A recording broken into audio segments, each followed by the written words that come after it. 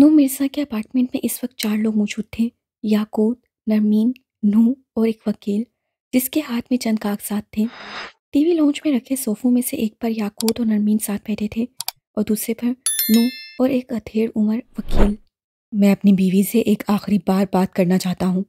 मुझे स्पेस चाहिए। वो नूह की जानिब देखते हुए बोला। नरमीन गर्दन झुकाए बैठी रही। नूह उठा, साथ वकील साहब को इशारा किया। वो उसकी तकलीद में उठे। चंद पल बाद वो बाहर निकल गए। अब के याकूत पूरी तरह घूमकर नरमीन को देखने लगा। उसकी आंखें नम थीं, बेचैन और कर्बसदा सी। हल्के भर गए थे। अब भी वक्त है नीरू, हम दोनों के पास अब भी वक्त है। खुदा के लिए जिद छोड़ो, मैं मर जाऊंगा। वो गोया मिन्नत कर रहा था। नरमीन ने खाली खाली आंखें उठाकर उसे देखा, खामोशी से, इंतहाई खामोशी से। मैंने बहुत चाहा कि जब तुम छुओ तो कर्ब ना आए, जब तुम मोहब्बत की बात करो तो दिल ईमान लाए। तुम घर आओ तो मैं बीवियों की तरह तुम्हारी खिदमत करूं, तुम्हारे काम करूं। वो बोलते बोलते रुकी थी। पलकों पे ठहरे आंसू टूटकर याकूत की मुट्ठी पर गिरे थे। मैं हर कोशिश के बाद हार गई हूँ। न मैं तुम्हारी इज्जत कर सकी, न तुम्हारे लम्स पे मिलने वाली अजियत भूल सकी, और ना ही मैं तुमसे वफादार रह सकी। मैं तुम्हें माफ़ कर चुकी हूँ, लेकिन मैं तुम्हारे साथ नहीं रह सकती, क्योंकि मैं अच्छी बीवी नहीं बन सकती। उसने ज़ोर ज़ोर से नफ़ी में सर हिलाया। याकूत के दिल को कोई मुट्ठी में पकड़कर दबा रहा था। तकलीफ हद से सवा हो रही थी। मैं मोहब्बत की खातिर मज़ीद गुनाहगार नहीं हो सकती। मैं अल्लाह की नज़र में एक बुरी बीवी बनकर नहीं रह सकती। मुझे आज़ाद कर दो। ये आज़ादी मेरा हक है। मुझे हक है कि मैं अपनी मर्ज़ी के इंसान से निकाह करूं, और फिर मेरा फ़र्ज़ है कि मैं उसकी अताअत करूं। मैं तुम्हारी अताअत नहीं कर सकती याकूत। मैं कभी तुम्हारी इज़्ज़त नहीं कर सकती। वो रोते हुए कह रही थी। याकूत को अपनी सारी ज़िंदगी में इतनी तकलीफ़ नहीं हुई थी जितनी आज हो रही थी। वो रो नहीं रहा था, उसके आंसू दिल पर गिर रहे थे। मुझे बताओ याकूत, क्या तुम मेरे साथ रह सकते हो? अगर मैं तुम्हारी इज्जत ना करूं, अगर मैं तुम्हारे लम्स पे कराहत खाऊं, अगर मैं तुम्हारे लम्स पे कराहत खाऊं, तुम्हारे साथ हर दिन हर रात मुझे उसी स्यारात जैसी लगे, क्या तुम ये चाहते हो? और अगर चाहते हो तो हाँ बोल दो। खुदा की कसम, मैं तुम्हारे साथ रहने को तैयार हूँ। वो पूरे वसक से बोली थी। तुम एक बार कह दो कि तुम्हें मुझसे मोहब्बत चाहिए, बस इज्जत नहीं। तुम्हें उसी रात की तरह मैं चाहिए हूँ, मेरी मर्जी नहीं। मैं वकील साहब अंदर आए। याकून ने दृष्टि से उसकी बात काटी थी। दिल कांप रहा था, जिस्म से जैसे सांसें जुदा हो रही थीं। वकील अंदर आया। नूह उसके साथ था। वकील ने चंद कागजात उसके सामने रखे थे। याकूत के दिल को जैसे धक्का सा लगा हो। वो सब किए बैठा रहा। यहाँ साइन करें। वकील के कहने पर उसने एक नज़र नरमीन को देखा। उसकी भीगी आंखें इल्तिजा कर रही थीं। नरमीन ने रुख फेर लिया। याकूत की रूह तक जख्मी हो गई। उससे कांपते हाथों से एक जगह दस्तक कर दिए। यूं लगा था जैसे अपनी ही मौत का परवाना लिख दिया हो। एक और जगह दस्तक करवाने के बाद वकील ने वही कागजात नरमीन को दे दिए थे। नूह उठ खड़ा हुआ। वकील उसके साथ उठा था। वो दोनों अंदर की जानिब बढ़ गए। कई लम्हात याकूत शल सा बैठा रहा। फिर उसने हल्के से गर्दन मोड़कर नरमीन की आंखों में देखा। आहिस्तगी से अपना हाथ नरमीन के मेटे से जरा नीचे वाली जगह पे रखा। वो साकित रह गई। उसे लगा था क्या वो कभी सांस नहीं ले सकेगी, और वो वाकई एक पल के लिए सांस नहीं ले सकी। याकूत उसी तरह हाथ रखे बैठा रहा। कई पल भी थे, कई साथें भी थी। तलाक तुम्हारी आज़ादी का परवाना है, वो आहिस्ता आहिस्ता बोल रहा था। मुश्किल खुद सुन पा रहा हो जैसे। तुम दोनों अपना ख्याल रखना। वो बोलते हुए उठा था और फिर बगैर उसकी तरफ देखे बाहर निकल गया। उसके पीछे नरमीन अब तक साकित थी, शल थी। क्या वो जानता था? और अगर जानता था तब भी उससे ये खाली ख्वाली सा आज़ादी का परवाना उसे क्यों थमा दिया? क्या वो वाकई ताल्लुक़ में मोहब्बत से इज्जत को तरजीह दे गया था? क्या वो वाकई सड़े हुए ताल्लुक़ से ज़्यादा नर्म सी मोहब्बत को तरजीह दे गया था? या फिर एक बुरे बाप के बदले एक नए आने वाले को अच्छी माँ पे तरजीह दे गया था? अपार्टमेंट के बाहर लोहे के दरवाजे से टेक लगाए बैठा याकूत बुरी तरह रो रहा था। उसकी आंखें फल फल बह रही थीं। दिल कट रहा था। रूह जैसे अंदर तक किसी ने चीर दी हो। खून ही खून रिसने लगा था। मोहब्बत पे इज्जत को तरजीह देना हर एक के बस की बात नहीं हुआ करती। वो उसके ठंडे साकित वजूद को देखते हुए पूरी तरह चौंक उठी थी। उसकी आंखें खौफ से फैल गईं। उससे अपना हाथ मुंह पे रखकर अपनी चीखुआ गला घोंट दिया।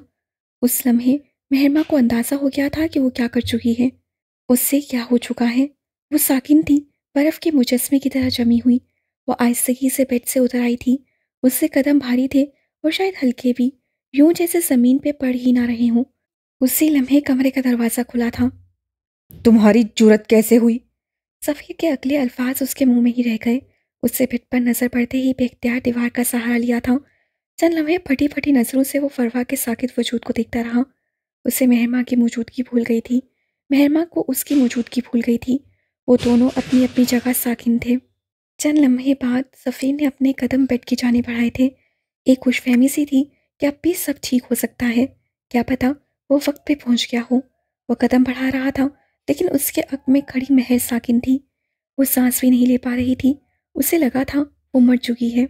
सफ़ीर बेड के करीब खड़ा था। फरवा के सफ़ेद पर्दे वजूद को देखते हुए उसके दिल को कुछ हुआ था। वो इन छत से लगी आंखों को नहीं देख सका। उसके जिस्म का रुआं रुआं कांप रहा था। मम्मी, वो होली से पुकार रहा था। आंसू टूटकर उसकी आंखों से गिर रहे थे। दिल को जैसे किसी ने फंदे से कसकर बांध दिया हो। वो आहिस्तगी से उनके करीब बेड पे बैठ गया। मम्मी, प्लीज़ कुछ बोलें। मम्मी, मैं सफ़ीर, आपका बेटा।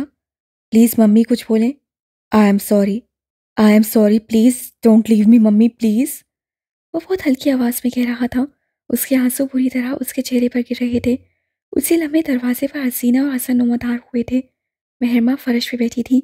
उसकी आंखें किसी गैर भराए नुक्ते पे जमी थीं। वो अपने हाल में हाजिर नहीं थी। बड़ी अम्मी, प्लीज़ मम्मी को देखें। सफ़ीर उनको चौखट में खड़े देखकर बेबसी से बोला था। ये कुछ बोल नहीं रही। प्लीज़ मेरी मम्मी को देखें। प्लीज़ इनको उठाएं। हसीना तेज तेज कदमों से चलती उसके करीब आई। हवा का ठंडा वजूद देखकर उनका दिल रुक सा गया था। वो हल्का सा झुकी, उसी कलाई को हाथ में पकड़ा। वो बेजान थी, ठंडी यख। उन्होंने एक झटके से उस कलाई को छोड़ दिया। फिर आगे बढ़कर आहिस्तगी से फरवा की आंखों पे हाथ फेरा, उन्हें बंद कर दिया। वो बंद ना हो सकी, शायद देर हो चुकी थी। सफ़ीर जो अब तक एक उम्मीद से उन्हें देख रहा था, उसके दिल पे जैसे किसी ने पर्ची से वार कर दिया हो।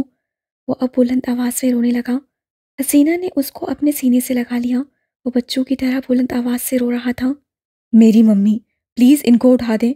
प्लीज़ मैं बस थोड़ी देर इनसे बात कर लूँ, प्लीज़। वो हसीना से लिपटकर बुलंद आवाज़ में रोते हुए कह रहा था। मैं अपनी माँ से नाराज़ था। मैं उनसे कैसे नाराज़ हो सकता था? कोई प्लीज़ मेरी माँ को उठा दे। प्लीज़ मम्मी, प्लीज़ मुझे मत छोड़ें। मम्मी प्लीज़ उठ जाएं। चौखट में शल खड़े हसन की आंखें भर गई थीं। उससे भी एक अपना खोया था। ये दुख वो भी जानता था। अगर आपने किसी अपने की लाश देखी है, तो आपको हर लाश में वही लाश नजर आएगी।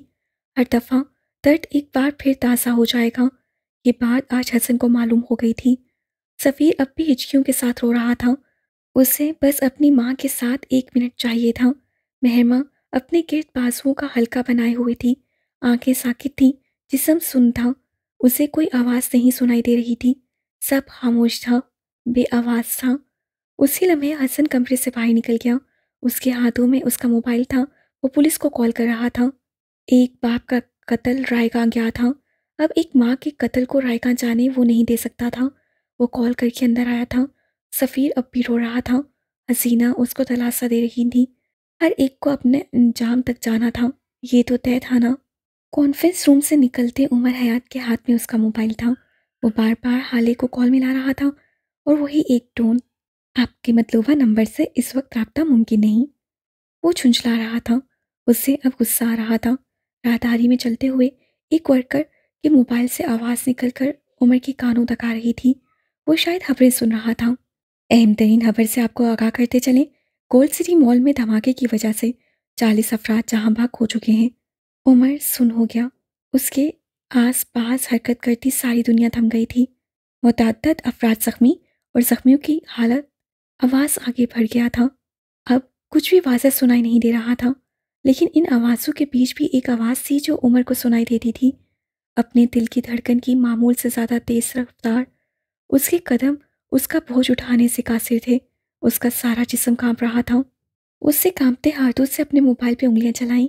आंखें मुर्दा हो गई थीं, यूं जैसे हर खुशी, हर रुमक रूठ गई हो। उसके मोबाइल की स्क्रीन पे हाल ही की लोकेशन वाज़िया हुई थी। Gold city mall. लोकेशन बताता सबज स्टिक जैसे तमस्सुर से उस पर हंसा था। अगले ही लम्हे वो दीवाना वार राहदारियों में भाग रहा था। कौन सामने आया, उसने किसको धक्का दिया, कौन गिरा और किसने उसे पलटकर कुछ सख्त सुस्त कहा। इस वक्त उसे कोई आवाज़ सुनाई नहीं दे रही थी। आसपास बस खामोशी थी। उमर को एक आवाज़ सुननी थी, वरना वो बहरा हो जाता। एक चेहरा दिखना था, वरना वो अंधा हो जाता। वो मुसलसल हाले के नंबर पे कॉल मिला रहा था, लेकिन बेसुध। उसकी आंखें पागलों की तरह उसकी तलाश में थी। उमर को अपना दिल रुक रुक कर चलता हुआ महसूस हुआ था। पार्किंग लॉट में उसने बेचैनी से अपनी गाड़ी ढूंढनी चाही, लेकिन गाड़ियों की एक लंबी कतार में उसे अपनी गाड़ी काफ़ी दूर खड़ी नजर आई। वो 1 मिनट का इंतज़ार भी नहीं कर सकता था। पास ही एक वर्कर अपनी गाड़ी का दरवाज़ा खोल रहा था। उमर एक जिस्म उस तक पहुंचा, उसे कोट से पकड़कर उसका रुख अपनी जानिब किया। उसके हाथ से चाबी झपट ली। वर्कर हक्का बक्का रह गया था। उमर ने उसी हाथ से उसको दूर किया और खुद गाड़ी में बैठ गया। बेचारा वर्कर उसके अप में खड़ा सर सर पुकारता रह गया था। वो गाड़ी चलाते हुए भी एक हाथ से मुसलसल मोबाइल पे हाले को कॉल्स किए जा रहा था। जवाब नदारद। उसकी आंखें सुर्ख हो गई थीं, दिल जैसे डूब कर उबर रहा था। उसे आज तक इतनी बेबसी कभी महसूस नहीं हुई थी।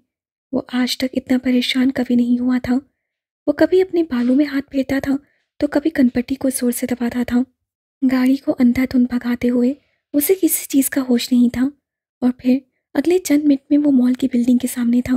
बिल्डिंग राख का ढेर बन चुकी थी। जगह जगह से स्याह धुआं उठ रहा था। कहीं कहीं आग लगी थी। लोग चीखते चिल्लाते हुए अपने अजीजों की लाशों के कटे फटे टुकड़े देख रहे थे। कुछ अब भी अपने करीबी लोगों की तलाश में थे। पुलिस बामुश्किल उन्हें रोके हुए थी। उमर इमारत को देखते हुए एक पल के लिए सुन हो गया था। उसके कान जैसे समाज से महरूम हो गए थे। उससे हाले को नहीं देखा तो शायद वो सांस नहीं ले सकेगा। वो मेकान के अंदाज में कदम आगे बढ़ा रहा था। मोबाइल पे हाले की तस्वीर लगी थी, जिससे वो एक एक को दिखा रहा था। मेरी बीवी को देखा है कहीं? वो हर एक से पूछ रहा था। वो नाका तोड़कर आगे जाना चाहता था जब दो एहलकारों ने उसके सीने पर हाथ रखकर उसे रोका। उमर ने ठंडी बर्फ महसूस होने देखा था। एएसपी उमर हयात। वो चबा चबा कर बस इतना बोला था। एहलकार अदब से हट गए। वो जानते थे पुलिस में कोई सस्पेंडेड या मुअत्तल नहीं होता, कम अज़ कम पाकिस्तान पुलिस में नहीं। पुलिस वालों की वापसी सवाए कबर की हर जगह से मुमकिन होती है। वो नाका हटाता आगे बढ़ाया था। जगह जगह लाशें, जख्मी लोग, कटे हुए अज़ा। वो बेजान कदम उठाता आगे बढ़ रहा था। कानों में उसकी आवाज़ गूंज रही थी। आंखों के आगे कुछ मंजर उभर रहे थे। उसके कदम शल थे। वो नहीं जानता था कितने कदम धरे, कितने हवा में मोलिक रहे। अंग्रेजी तर्ज पे बने कैफे में मध्यम रोशनियों के बीच एक दरमियान मेज के गिर्द लगी कुर्सियों पे वो दोनों बैठे थे। हाले मुस्कुराते हुए उमर को देख रही थी। अच्छा बताओ उमर, तुम मुझे हनीमून पे कहाँ लेकर जाओगे? बल्कि मैं बताती हूँ, हम यूरोप चलते हैं। उमर ने उसको ऐसे देखा था जैसे उसका दिमाग चल गया हो। जितना खर्चा यूरोप जाने का है ना, मेरी साल भर की तनख्वाह भी पूरी नहीं होगी। अच्छा ठीक है, फिर तुर्की चलते हैं। हाले कुछ सोचकर बोली। उमर एक बार फिर नाक भौं में चढ़ा चुका था। हरगिज नहीं, हम तुर्की जाएंगे और वहां तुमने अगर किसी तुर्क लड़के की नीली आंखों की तारीफ कर दी तो मैं तो ख्वामखा से गैरत के नाम पे कत्ल कर दूंगा। उसके ऐसा ही खौफनाक नक्शा खींचने पे हाले बदमजा हो गई थी। उमर ने उसको इस तरह देखा तो तसल्ली देने वाले अंदाज में आगे हुआ। अच्छा, अब कोई अच्छी सी जगह बताओ, वहां ले जाऊंगा वादा। तुम मुझे लालू खेत ले चलो, बल्कि रहने ही दो। तुम वहां के नान पकौड़ों के बिल पे भी 4 बार बेहोश होकर उठोगे। वो जले कुटे लहजे में बोलकर दोबारा अपनी कॉफ़ी पीने लगी थी। उमर हयात ने भी कुछ सोचते हुए अपनी कॉफ़ी का मग उठा लिया था। सही कहती हो, हम गरीब लोगों के घूमने को तो कोई जगह बची ही नहीं। वो सदमे से बोला था। इसे देखा है? ये मेरी बीवी है। इसे कहीं देखा है? वो एक आदमी को हाले की तस्वीर दिखा रहा था। आदमी उसे झिड़क कर आगे चला गया। उमर उसे ज़्यादा देखता रहा। किचन में खानों की इश्तिहा अंगेज खुशबू फैली थी। उमर ने एप्रन बांध रखा था और हाले के सामने अपनी बनाई नई डिश रख रहा था। तुम शेफ स्वीना बस बातों को बढ़ा चढ़ा कर बताते हो। सादा बिरयानी को कोलकाता बिरयानी बना दिया और आम से सफ़ेद चावल बनाकर कहते हो चाइनीज़ है। हालांकि टेस्ट तो सेम होता है, बस भारी भारी नाम रख लेते हो। वो उसकी बनाई प्लेट को देखते हुए कह रही थी। उमर को तो सदमा ही लग गया था। तो मत खाया करो ना अगर इतना ही बुरा लगता है। वो चलकर बोला तो हाले ने प्लेट आगे सरका ली। मैं तो मजबूर हूँ, शौहर के खाने से इनकार करके जहन्नुम में थोड़ी जाना है। वो मुस्कुराहट सब ये कह रही थी। उमर ढेर सारा इश्तिहाल अंदर दबाए उसे देख कर रह गया। اس سے چاولوں کا ایک چمچ لیا، اسے منہ تک لے گئی اور پھر پوری طرح بدمزہ ہوئی تھی۔ یہ تو واقعی عام چاول ہیں عمر، ہم شیفز تو بس بڑے بڑے نام رکھ لیتے ہیں نا، وہ جتا کر بولا تھا۔ حالیہ بے اختیار پچھتائی تھی۔ آگے بڑھتے ہوئے اس کے پیروں میں کچھ لگا تھا۔ عمر نے جھک کر دیکھا، وہ موبائل تھا، آدھا چلا ہوا، لیکن جب عمر نے اسے پلٹ کر دیکھا تو اس کی سانس تک رک گئی، اس کی آنکھیں پتھرا گئیں، ایک لمحے کو دل بند ہو گیا۔ بیک کور پر حالیہ اور عمر کی تصویر لگی تھی، آدھی چلی ہوئی، لیکن وہ اسے پہچانتا تھا۔ اس سے بے اختیار آکسیجن کی کمی محسوس ہوئی، گلا خشک ہو گیا، اسے اپنی آنکھیں گیلی ہوتی محسوس ہوئیں، دل کو جیسے خنجر سے چیر دیا گیا ہو۔ ایک لمحے کے لیے عمر حیات کو سانس لینے میں دشواری ہوئی۔ تصویر بس حالیہ کی جانب سے چلی ہوئی تھی۔ وہ دونوں لاؤنج کے صوفوں پہ بیٹھے تھے، حالیہ کے ہاتھ میں پاپ کارن کا پیالہ تھا، لاؤنج اندھیرے میں ڈوبا ہوا تھا، سامنے لگی اسکرین پر کوئی شادی کا سین چل رہا تھا۔ عمر نے اس سین کو دیکھا، پھر گردن موڑ کر حالیہ کو دیکھا۔ ویسے اگر ہماری شادی اتنی جلدی میں نہ ہوئی ہوتی تو میں نے بھی بڑے بڑے خواب دیکھے تھے، وہ چمکتی آنکھوں سے کہہ رہا تھا۔ انڈور، آؤٹ ڈور، روم شوٹ، برانڈڈ کپڑے، بلکہ میں تو اپنی شیروانی پہ ہیرے لگواتا، اور ہرچے کے لیے سیکھنے کے بعد وہی ہیرا چاٹ کر مر جاتے تم، علی اسکرین کو دیکھتے ہوئے بولی تھی۔ ویسے دیر تو اب بھی نہیں ہوئی، ہم ولیمہ کر سکتے ہیں۔ اب کی حالیہ نے بھی گردن موڑ لی تھی۔ عمر نے اپنا رخ ٹی وی کی جانب کر لیا۔ 6 مہینے پرانی دلہن کے ساتھ کون ولیمہ کرتا ہے؟ وہ چل کر بولا تھا۔ آس پاس پریشان حال زخمی روتے ہوئے لوگ تھے، کوئی بچ جانے پہ تشکر کے آنسو بہا رہا تھا، کوئی کسی کو کھو دینے پہ رو رہا تھا، کسی کو اپنے زخم کرانے پہ مجبور کیے ہوئے تھے۔ ایسے میں وہی ایک تھا جو ہر ایک سے بیگانہ، بس پاگلوں کی طرح اسے ڈھونڈ رہا تھا۔ ایک ہاتھ میں اپنا موبائل تھا اور دوسرے ہاتھ میں حالیہ کا جلا ہوا موبائل۔ اسے دیکھ کر بے اختیار ترس آتا تھا۔ آپ نے اسے دیکھا ہے؟ وہ اب ایک عورت کو روک کر پوچھ رہا تھا۔ اس کے ساتھ ایک آدمی بھی تھا۔ ابھی عورت کچھ کہتی کہ وہ بیزاری سے بول اٹھا۔ ارے اب تک تو ہڈیاں بگل گئی ہوں گی، اس کو دیکھا، اس کو دیکھا، دماغ نہ خراب کرو ابھی میں۔ اس کے باقی کے سارے الفاظ منہ میں رہ گئے۔ عمر اس کو گردن سے دبوچے ہوا میں بلند کر گیا تھا، پھر اسی طرح جھٹکے سے نیچے کیا اور اپنا بازو اس کی گردن پہ لپیٹ دیا۔ زندہ گاڑ دوں گا اگر کسی نے کہا کہ اسے کچھ ہو گیا ہے، وہ ایک ایک لفظ چبا چبا کر بولا تھا۔ آدمی کا دم گھٹنے لگا تو عمر نے جھٹکے سے اسے چھوڑا تھا، وہ ہانپنے لگا تھا۔ بری طرح کھانستے ہوئے وہ خوفزدہ نظروں سے عمر کو دیکھ رہا تھا، سخت نظروں سے اسے گھورتے ہوئے وہ ہوش میں نہیں لگتا تھا۔ عمر اس پہ لعنت بھیج کر ابھی آگے جاتا کہ اس عورت کی آواز پہ رک گیا۔ اسے یہاں ڈھونڈنا بیکار ہے، اگر یہاں ہوتی بھی تو مر گئی ہوتی۔ عمر کے دل کو جیسے کسی نے مٹھی میں لے کر زور سے دبا دیا ہو، وہ پلٹ بھی نہ سکا۔ اسے لگا اس سے حالیہ کو کھو دیا ہے، اور پھر وہ دھیرے دھیرے اس ملبے والی زمین پہ بیٹھتا چلا گیا۔ دل خالی تھا، ہاتھ خالی تھے، وہ اندر سے مکمل خالی تھا۔ وہ حالیہ کو دیکھنا چاہتا تھا، وہ اسے دیکھ کر کہنا چاہتا تھا، میں تمہارے ساتھ جینا چاہتا ہوں۔ بے بسی کے مارے اس کی آنکھیں جلنے لگی تھیں۔ سلطان منزل کے باہر پولیس کی گاڑی کا سائرن بجا تو سفیر کے پورے جسم میں جیسے شرارے دھوڑ گئے تھے۔ وہ پلنگ پہ لیٹے اپنی بے جان ماں کے قریب اٹھا تھا، حسینہ کو آگے سے ہٹاتا، وہ جھپٹنے کے انداز سے مہرماں کو بازو سے پکڑ کر کھڑا کر چکا تھا۔ اس کی آنکھیں خون چھلکا رہی تھیں، یوں جیسے ابھی اور اسی وقت وہ اس کا قتل کر دے گا۔ تم انسان ہو یا جانور؟ تم کسی کی ماں کو کیسے مار سکتی ہو؟ وہ اپنی پوری قوت سے چلایا تھا۔ مہرماں کچھ نہیں بولی، وہ اب بھی شوق تھی۔ تمہیں ذرا غیرت، ذرا شرم نہیں آئی؟ تم میری ماں کو کیسے مار سکتی ہو؟ وہ گیلی آنکھوں کے ساتھ چلا رہا تھا، اس کی آواز میں غصے سے زیادہ غم تھا۔ میں ان سے ناراض تھا یار، کم از کم مجھے ان سے معافی مانگ لینے دیتی۔ تم اتنی بے حس کیسے ہو سکتی ہو؟ وہ بولتے ہوئے بھی رو رہا تھا۔ جن کے ماں باپ اس دنیا سے اس طرح چلے جائیں کہ وہ ان سے ناراض ہوں، یا پھر بچے ان سے ناراض ہوں، تو پیچھے رہ جانے والی اولاد کا دکھ آپ نہیں سمجھ سکتے۔ میں تمہیں چھوڑوں گا نہیں مہرماں، میں تمہیں ابھی اور اسی وقت پولیس کے حوالے کروں گا۔ تم ابھی مجھے جانتی نہیں ہو۔ وہ اسے بازو سے پکڑے گھسیٹتے ہوئے کمرے سے باہر لے کر جا رہا تھا۔ مہرماں مذمت نہیں کر رہی تھی، وہ بس اس کے ساتھ کھینچی چلی جا رہی تھی۔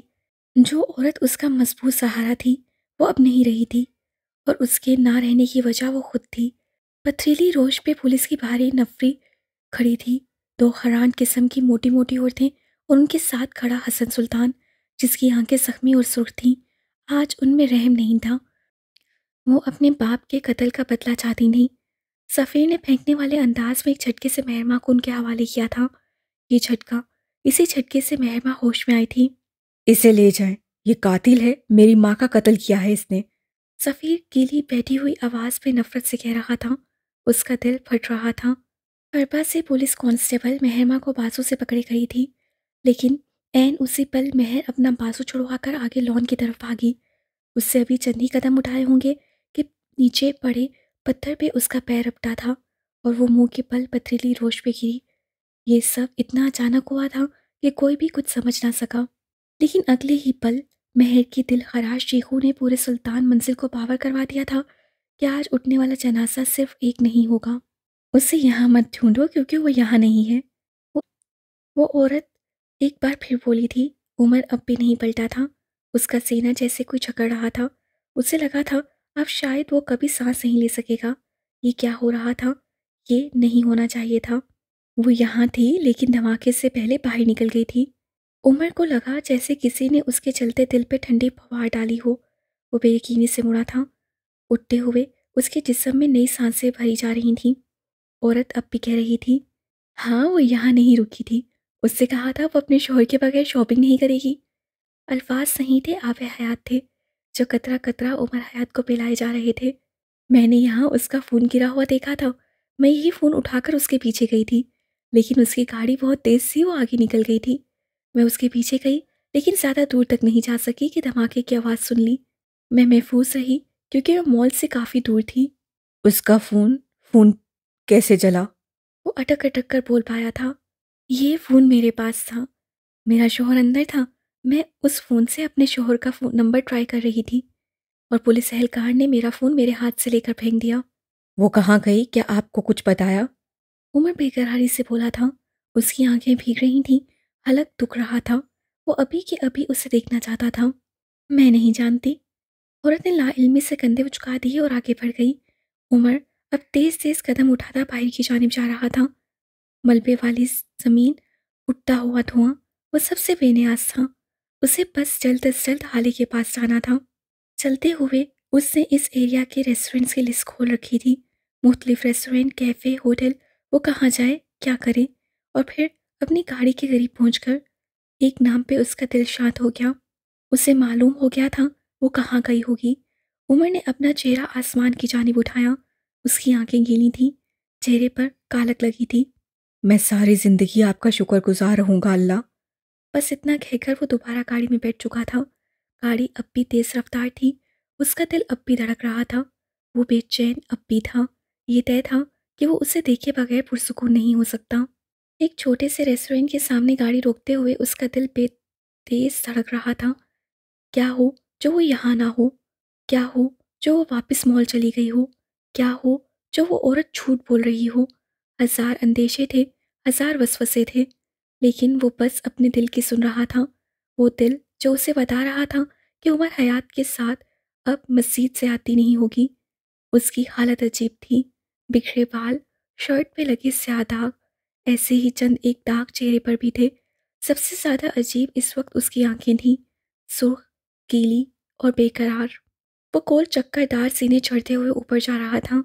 जहन में उसकी आवाज़ गूंज रही थी। मेरी हैप्पी प्लेस मेरी एक दोस्त का रेस्टोरेंट है। मैं जब भी स्ट्रेस और परेशान होती हूँ तो वहीं जाती हूँ। सीनों से गुजरता एक वेटर उससे टकराया था। उसके हाथ में प्लेटर था, मुख्तलिफ खाने, बल्कि कई सारे खाने। वो उदास सा मुस्कुराया। वेटर उससे माजरत करता आगे चला गया। जब मैं वहाँ जाती हूँ तो वहाँ की ऊपरी मंजिल बस मेरी होती है। मैं वहाँ बड़े से टीवी पे एक अच्छी सी फिल्म लगा देती हूँ और फिर अगले कई घंटे फिल्म देखती रहती हूँ और अपनी पसंद का प्लेटर एंजॉय करती हूँ। वो आखिरी सीने पे था। बस उस सीने के बाहर वो होगी या फिर शायद नहीं होगी। उसके ना होने का सोचकर उसका दिल खाली सा हो गया था। वो कब इतनी ज़रूरी हो गई कि उसके बगैर सारी ज़िंदगी अंधी और सारी दुनिया पे आवाज़ लगे। उमर ने याद करना चाहा था। हाँ, मैं जानती हूँ अब तुम चल रहे होगे, वो उमर के चेहरे को देखते हुए कह रही थी। लेकिन अमीर होने का एक फ़ायदा होता है कि आपके दोस्त भी अमीर होते हैं और अमीर दोस्त आपको गैर मशरूत फेवर्स देते हैं, जैसे मेरे दोस्त मुझे देते हैं। छोड़ो, मैं भी किसे बता रही हूँ। मेरा बेचारा गरीब शौहर। वो ऊपरी मंजिल के फर्श पे कदम रख चुका था। लकड़ी का बना नफीस इंटीरियर, सोफों के दरमियान सजी लंबी मेज़ें, ٹی وی پہ چلتی فروزن، اور ان سب کے درمیان میں وہ بھی تھی، اپنے پلیٹر سے ایک ایک چیز دھیان سے لمبی میز پہ رکھواتی، سیاہ تازہ ڈائی شدہ بالوں کو انگلیوں سے کان کے پیچھے اڑستی۔ وہ عمر کو نئی زندگی دے رہی تھی۔ وہ آگے نہیں جا سکا، اس کی آنکھیں اس منظر پہ چم گئی تھیں۔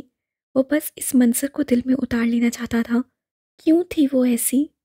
کیوں اس کے بغیر زندگی اضافی تھی؟ کیا ہے یہ محبت جو ایک سیلف اوبسیس انسان سے کسی کی آنکھوں کی تعریف کرواتی تھی؟ یہ کیسا جذبہ تھا جو ایک پیسوں کے جنونی انسان سے اپنی ساری جمع پونجی ایک عورت پہ لٹا دینے کو مجبور کر دیتا تھا؟ عمر کو اس لمحے محبت سے خوف آیا تھا۔ وہ اس کی جانب نیم رخ کیے ہوئے تھی۔ اب وہ پلٹ چکی تھی۔ اب بس اس کی پشت پہ پہلے سیاہ بال نظر آتے تھے۔ پیٹر اب پلٹ رہا تھا۔ اسی لمحے عمر نے اس کی جانب قدم بڑھائے۔ یہ قدم زندگی کی طرف تھے۔ وہ چھوٹے چھوٹے قدم لیتا اس کی جانب آ رہا تھا۔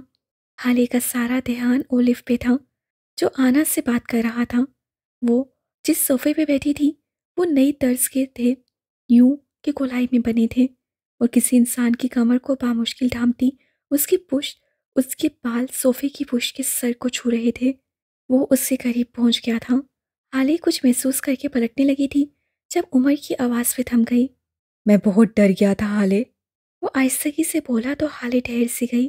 عمر اب کے جھکا تھا، تھوڑی اسے کندھے پہ رکھے وہ اس کے دونوں ہاتھ تھام چکا تھا۔ حالے نے سانس تک روک لی۔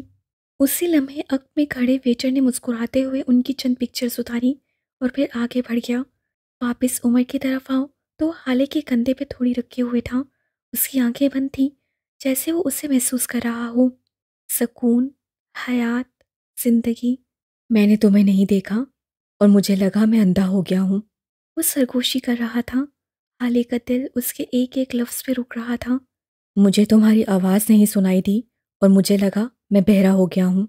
میرے قدموں کے ساتھ تمہارے قدم نہیں تھے اور مجھے لگا میں معذور ہو گیا ہوں۔ وہ اتنی ہلکی آواز میں ایسے کرب سے کہہ رہا تھا کہ حالے کا دل سکڑ کر پھیلا تھا۔ اگلے کئی لمحے وہ کچھ نہ بولا، بس تھوڑی اس سے کندھے پہ جمائے کھڑا رہا۔ کچھ وقت بعد حالے نے ہی بات کا آغاز کیا تھا۔ تمہیں پیسہ زیادہ پیارا ہے یا میں؟ تم۔ وہ فوراً بولا تھا۔ مجھے تم عزیز ہو، ہر چیز سے زیادہ، ہر پیسے، ہیرے جواہرات سے زیادہ۔ مجھے تم اتنی عزیز ہو کہ میں تم پہ دنیا کے سارے بینکس کا پیسہ لٹا سکتا ہوں۔ میں تمہارے لیے خود کو بھی بیچاؤں۔ نہ کرو، میں رونے لگوں گی۔ حالے اس انداز سے بولی کہ عمر ہنس پڑا تھا، بے بسی سے، شدت سے، نم آنکھوں سے۔ اس سے آنکھیں کھولنی تھیں اور سیدھا کھڑا ہو گیا۔ خوف تھا کہ ختم نہیں ہوتا تھا، ڈر تھا کہ جاتا ہی نہیں تھا۔ وہ گھوم کر دوسری جانب رکھا صوفہ حالے کے صوفے کے عین سامنے رکھ چکا تھا۔ اس کی آنکھیں گیلی تھیں، سرخ اور کرب زدہ بھی۔ حالے کے سامنے بیٹھتے ہوئے اس نے حالے کے ہاتھ تھام لیے تھے۔ تم کیوں ہو ایسی؟ وہ ایسے پوچھ رہا تھا جیسے بے بسی کی انتہا پر ہو۔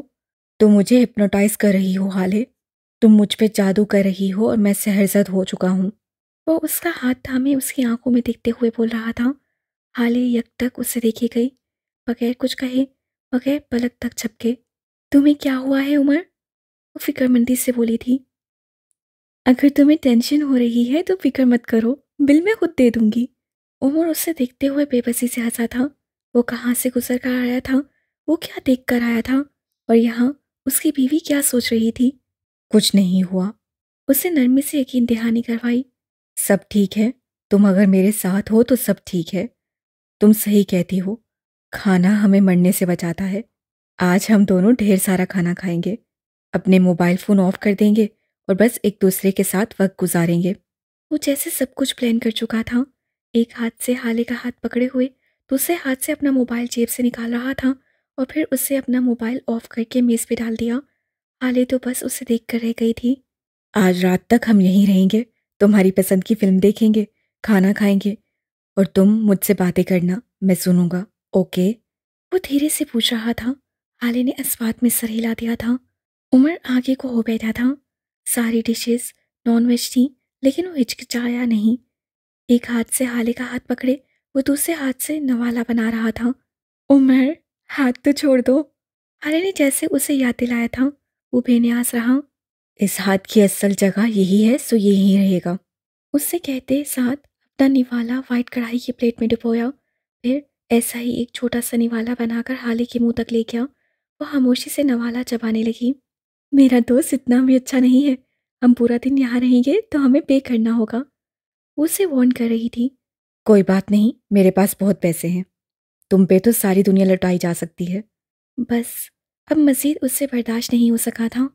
सच सच बताओ उमर, कहीं भरी दोपहर में भंग तो नहीं पी कर आए? वो मशकूक नजरों से उसे देख रही थी। ऐसी बातें करोगे तो मैं मर जाऊंगी। उसकी आखिरी बात पे उमर ने उसे ऐसी नजरों से देखा था कि एक पल को हाले थम गई। उसके हाथ पे गिरफ्त बनाए हुए उमर का हाथ कांपा था। वो कुछ ना बोला, बस उसे देखता रहा। मेरी इतनी फिक्र ना करो उमर, अब मैं वाकई रोने लगूंगी। उसके कहने पे उमर के तासुरात जरा से नर्म हुए थे। उससे एक और नवाला बनाया और उसके मुंह तक ले गया। हाले ने खामोशी से आगे बढ़कर नवाला मुंह में ले लिया। वो अब उससे हल्की फुल्की बातें कर रहा था। उसका ध्यान खुद पर से हटा रहा था और जल्द ही वो कामयाब हो भी गया था। हाले सब कुछ छोड़ छाड़ कर उसके हाथों से खाना खाती रही और बोलती रही। अगर जरा सा नजर उठाकर देखो तो उसका हाथ अब भी उमर के हाथ में था। उससे जैसे खौफ सा लाहक था कि ये हाथ कहीं उससे छूट जाएगा। मोहब्बत कभी कभी आपको बेहद खौफजदा कर देती है।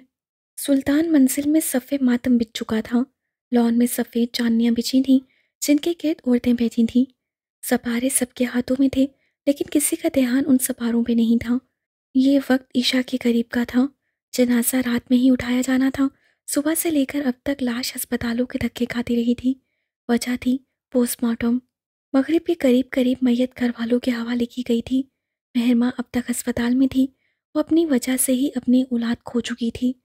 चांदनियों पे बैठी सपारा हाथ में ली हुई औरतें रो नहीं रही थीं, बल्कि सफ़ीर के अलावा तो किसी की भी आंखों ने आंसू नहीं बहाया था। वो अब भी अपनी माँ के पैरों के करीब बैठा था, हल्की, बेहद हल्की आवाज़ में रोता हुआ। उसे नहीं परवाह थी किसी मेहर की, किसी शम्स की। उसे बस उसकी माँ के साथ कुछ वक्त चाहिए था। हसीना बेगम और नफीसा हयात भी उन्हीं औरतों के साथ बैठी थीं। लॉन की दूसरी जानिब मर्द थे।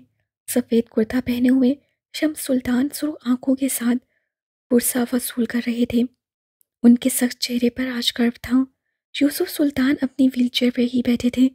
लोग आते थे, उनसे ताज़ियत करते थे और मुड़ जाते थे। लॉन को छोड़कर बाहर दरवाजे की जानिब आओ। उमर हयात की गाड़ी बाहर रुकती हुई नजर आएगी। वो दोनों एक साथ गाड़ी से बाहर आए थे। घर के बाहर गाड़ियों का बेतहाशा रश देख हाले को खतरे की घंटी सुनाई दी थी। उससे खोलकर उमर की जानिब देखा। उसका चेहरा खाली था, सपाट सा, जैसे वो जानता हो यहाँ क्या हुआ है। उमर, यहाँ क्या हुआ है? प्लीज़ कुछ बुरा ना बोलना। उसका दिल जैसे बंद हो रहा था। जिन लोगों ने अपने अजीज़ों के जनाजे देख रखे हों, वो खैरों की भी खैर मांगते हैं। मेहरमा ने फरवा का कत्ल कर दिया है। वो खबर सुनाने वाले अंदाज में बोला था। हाले के दिल को धक्का सा लगा। उससे उमर को नहीं देखा। वो तेज तेज कदम उठाती अंदर जाने लगी थी। लॉन की जानिब आते हुए उसकी आंखें भरने लगी थीं। इसी लॉन में एक दिन उसके बाप का जनाजा था और आज उसी लॉन में कातलों की लाश थी। क्या लेकर गई वो औरत यहाँ से?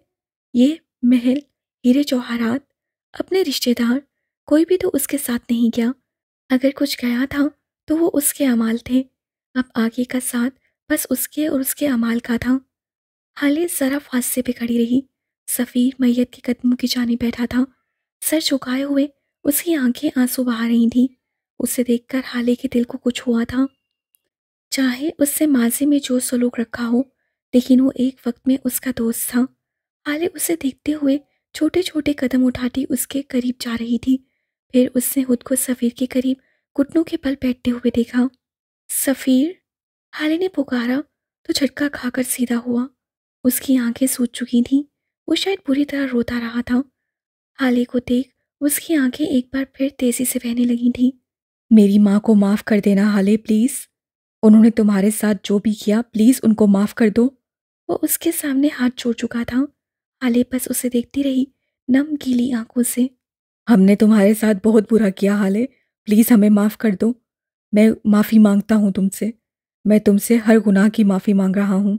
वो बुलंद आवाज़ में रोते हुए बोल रहा था। लोग उसे देखने लगे थे।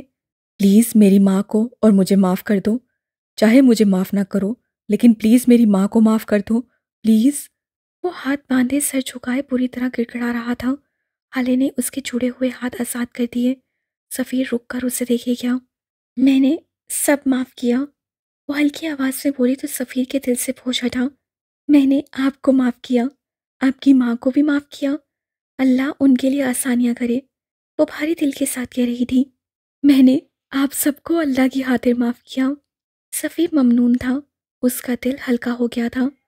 اسی پل ہارون سادہ قمیص شلوار میں ملبوس اسی جانب آتا دکھائی دیا۔ وہ سفیر کے قریب پنجو کے بل بیٹھا۔ آنٹی کو لے کر جانا ہوگا سفیر، اٹھو، ہمت کرو۔ وہ نرمی سے بولا تو سفیر کے دل پہ ایک بار پھر بوجھ پڑا۔ آنکھیں ایک بار پھر بھر رہی تھیں۔ ہارون اسے بازو سے پکڑ کر کھڑا کر چکا تھا۔ ان کے درمیان جو بھی اختلاف سہی، لیکن ہارون شاید کسی کی ماں کے مرنے پہ انتقام لینے والوں میں سے نہیں تھا۔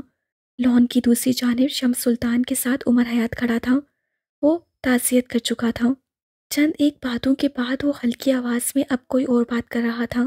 آپ فکر نہ کریں شمس صاحب، نیلامی کی تاریخ میں نے آگے کروا دی ہے، 1 ماہ بعد کی تاریخ ہے، میں آپ کا غم سمجھ سکتا ہوں۔ وہ بات تو شمس سے کر رہا تھا، لیکن اس کی نظریں لان کی دوسری طرف حالے پہ ٹکی تھیں۔ میں جانتا ہوں کس طرح کسی اپنے کو کھو دینے کا خیال ہی آپ کی روح کھینچ لیتا ہے، میں سب جانتا ہوں، اللہ آپ کو صبر دے۔ شمس نے سر کو ہم دیا تھا۔ عمر اب لان کی دوسری جانب بڑھ گیا تھا۔ کچھ ہی وقت میں میت کو کندھا دیا جانے لگا تھا۔ ایک جانب عمر، ہارون، سفیر اور سردار، 4 مردوں کے مضبوط کندھے، ان کے عقب میں کھڑی کئی عورتیں اور فضا میں گونجتے نعرے تکبیر کی بلند صدائیں۔ میت کو اس کی آخری آرامگاہ کی طرف لے جایا جانے لگا۔ اب اس کا معاملہ اللہ کے حوالے تھا۔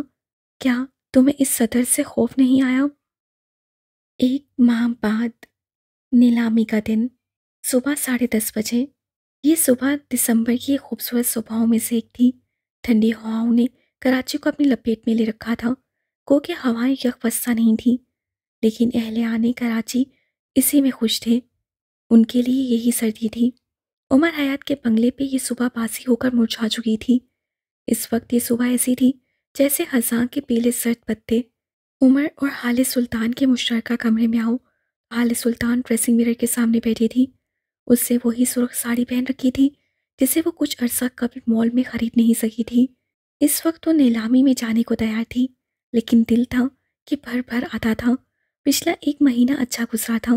عمر اس کے ساتھ تھا، وہ خوش تھی۔ اماں، حسن، ہارون، دادا سب اس کے ساتھ تھے، راضی تھے۔ زندگی واپس ڈگر پہ آ گئی تھی۔ مہرماں کو چند دن قبل ہی پولیس گرفتار کر گئی تھی۔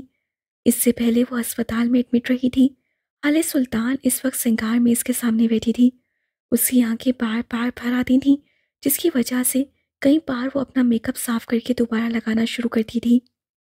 عمر جو اس سے عقب میں بیٹھا اپنے جوتوں کے تسمے باندھ رہا تھا، وہ کافی دیر سے اس کی کارروائی نوٹ کر رہا تھا۔ اب وہ اٹھایا تھا۔ سیاہ ٹراؤزر سوٹ میں ملبوس، بالوں کو جل سے جمائے، ہلکی بڑی ہوئی شیف میں وہ کافی اچھا لگ رہا تھا۔ چھوٹے چھوٹے قدم لیتا وہ حالے کے سامنے ڈریسنگ ٹیبل پہ آ کر بیٹھا تھا۔ وہ پلکیں جھپک جھپک کر آنسو اندر اتار رہی تھی۔ اس کے ہاتھ میں مسکارا تھا۔ عمر نے خاموشی سے اس کے ہاتھ سے مسکارا لے لیا۔ حالے نے مذمت نہیں کی۔ رونا ہے؟ اس کے سنجیدگی سے پوچھنے پہ حالے نے گیلی آنکھوں کے ساتھ بچوں کی طرح زور زور سے سر ہلایا، اور پھر اس کی آنکھوں سے نہ رکنے والے آنسوؤں کا سلسلہ شروع ہو گیا۔ عمر خاموشی سے اس کے بالوں پر ہاتھ پھیرتا رہا، جیسے ہم کسی بچے کے سر پر ہاتھ پھیرتے ہیں۔ مجھے ڈر لگ رہا ہے عمر، مجھے بہت ڈر لگ رہا ہے۔ مجھے لگتا ہے میں بابا کے سر پہ لگے یہ دھبے نہیں اتار سکوں گی، وہ روتے ہوئے بلند آواز میں کہہ رہی تھی۔ مجھے لگتا ہے سب برا ہوگا، کچھ بھی کبھی بھی اچھا ہو ہی نہیں سکتا۔